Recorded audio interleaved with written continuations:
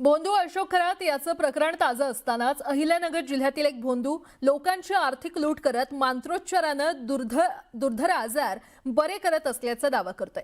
संगमनेर तालुक्यातील वडगाव पान येथील दत्तधाम सरकार नावानं या भोंदूनं आपला दरबार सुरू केलाय।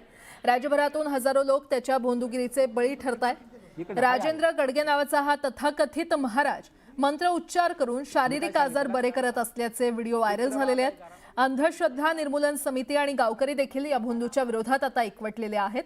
वडगाव पान येथील दत्तधाम दरबार इथून आढावा घेतलाय आणि ग्रामस्थांशी संवाद साधलाय।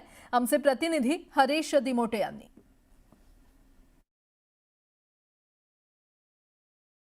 भोंदू अशोक खरात याचं प्रकरण ताजं असतानाच अहिल्यानगर जिल्ह्यातील वडगाव पान येथे गेल्या अनेक वर्षांपासून मंत्रोच्चाराने दुर्धर आजार बरा करणारा एक भोंदू आता समोर येताना दिसतोय।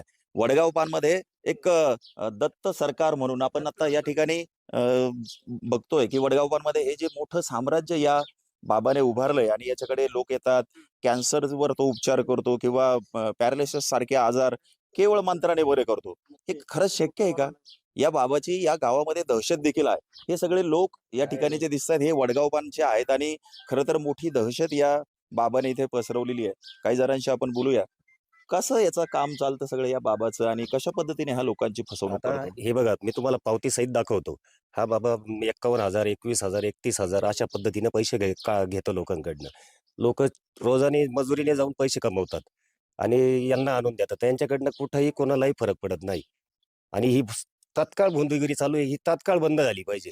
आम्ही प्रशासनाला आज तसे निवेदन देणार आहे, पोलीस प्रशासनाला। मात्र आपण जर बघितलं तर तो व्हिडिओ मध्ये दिसतो की कॅन्सर बरा करतोय, आता गाठ तुमची वितळली, काय हा खरंच ताकद आहे का? कसली ताकद? फक्त पैसे उकळायचे काम आहे।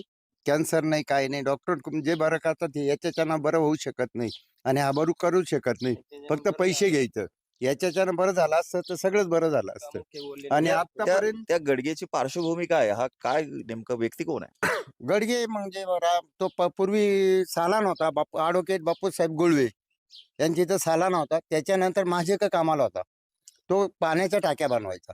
पहिली बायको केली, ती पळून गेली, ती पसंत नव्हती, मग दुसरी करून आणली, मग बाबा झाला।